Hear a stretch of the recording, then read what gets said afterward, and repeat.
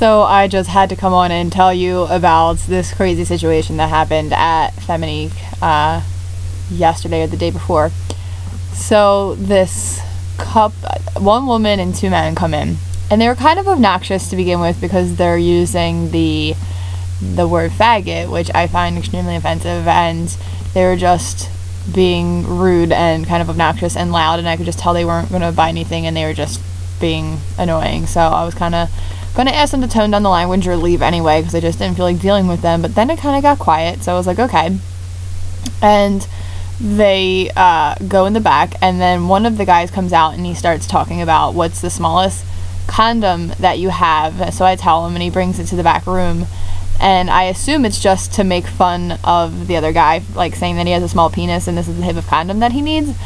But then he like says something about having sex, and then I start putting it together that it's really quiet, and I look back and I thought it was a jacket on the floor because it's, you know, it was warm in the store, so sometimes people take their coats off, but then I put together that it was actually clothes on the floor, and it was really quiet, and I'm like, you know what, I bet these people are fucking in my store, and I am not happy about this. So I go back there and there's no one there.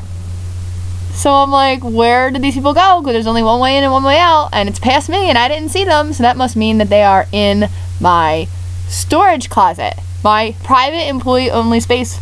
And I open the door, and lo and behold, these people are zipping up after fucking with a condom that they stole from me several inches away from my lunch.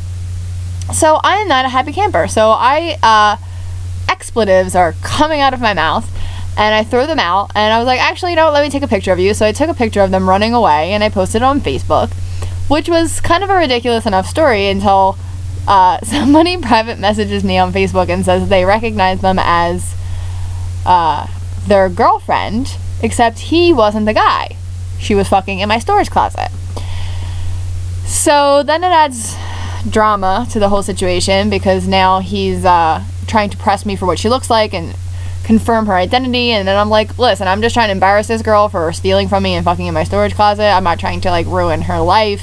Plus, how do I know this guy's not a creeper and he's just trying to like find out who all the girls who are down for sex in storage closets are in our town, or some other weird thing. So I didn't answer him, and then he didn't say anything else, so that tells me he probably was joking anyway.